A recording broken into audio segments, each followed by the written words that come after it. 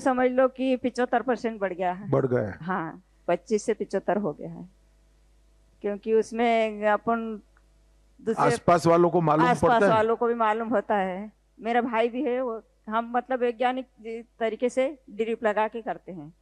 गेहूं पहले गेहूं चने बोते थे, अब गेहूं चने कम कर दिए हैं।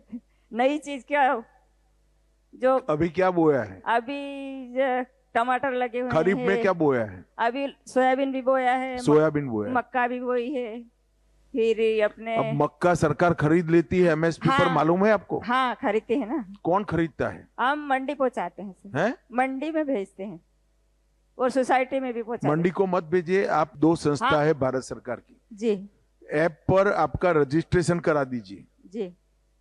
वो रजिस्ट्रेशन करने से आप एकदम सेफ हो जाएगी इस हाँ। दृष्टि से अच्छा। कि एमएसपी के रेट से मक्का वो खरीदने का रेट से बिकता है, तो आप बेचने के लिए मुक्त हो।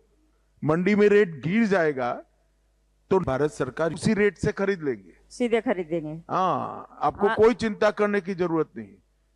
हाँ आपके बस स्टेशन पर आकर वो आपका मक्का उठा जाएंगे। तो आप सभी मक्के के किसानों को और दलहन के किसानों को ये कह सकती हैं कि भारत सरकार 100% मक्का और दलहन दो चीजों पे दो चीजें खरीद लेगी।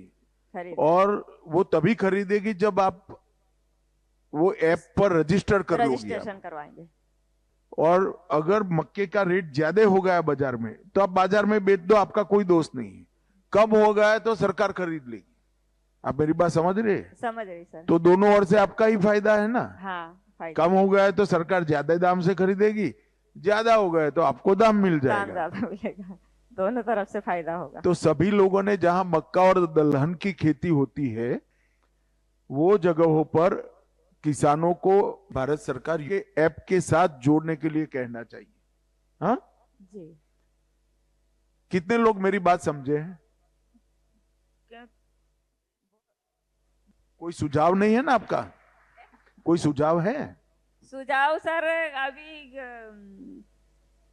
वो एक नई मशीन निकली है।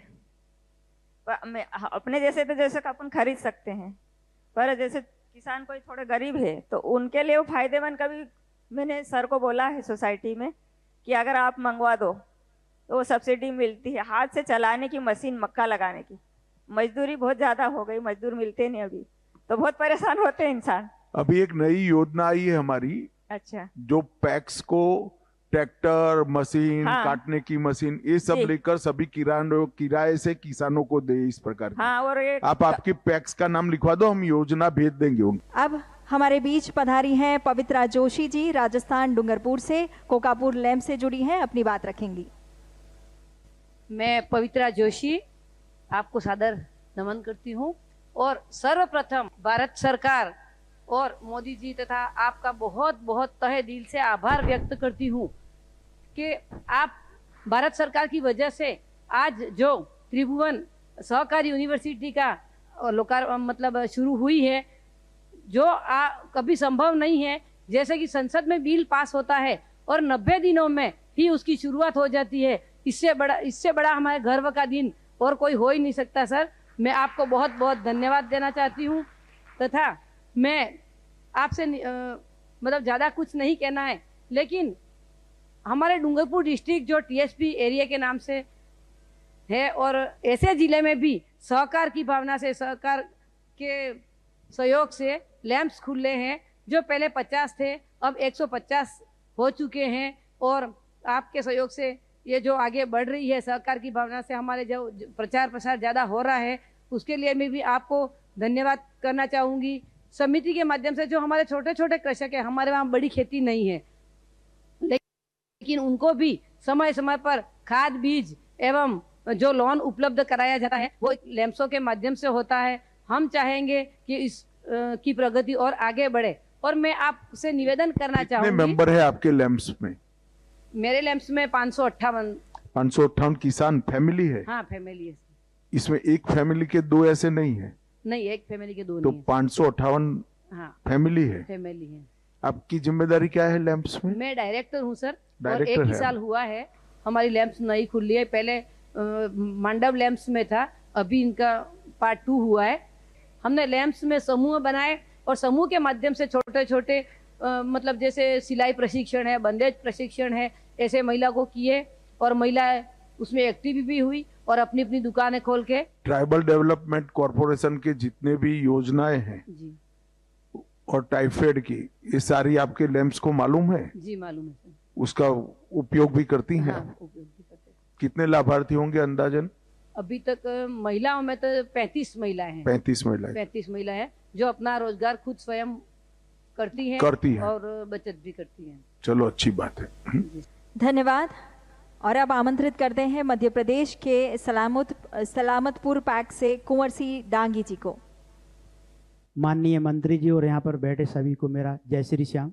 मैं पैक सलामतपुर डिस्ट्रिक्ट रायसेन मध्य प्रदेश से हूँ। सर, मैं धन्यवाद देना चाहता हूँ हमारे देश के प्रधानमंत्री जी को, जिन्होंने सहकारिता मंत्रालय का गठन किया। और उसके बाद मैं आपको धन्यवाद देना चाहूँगा। तो उसके तुरंत बाद जो आपने बालोजों में संशोधन किया, उसकी वजह से सर एक हम नेपियर ग्रास का वहाँ पर काम कर रहे हैं और अभी हमारे नेपियर ग्रास लग चुका है सर। उसमें लगभग 50 एकड़ में नेपियर ग्रास लग चुका है और उसमें किसान को मिनिमम 1 लाख रुपए एकड़ का सर फायदा होगा, क्योंकि अभी उसकी लागत बहुत कम है सर, 10 से 12 हज़ार लागत है और उसको 1 लाख रुपए पर एकड़ मिलेगा।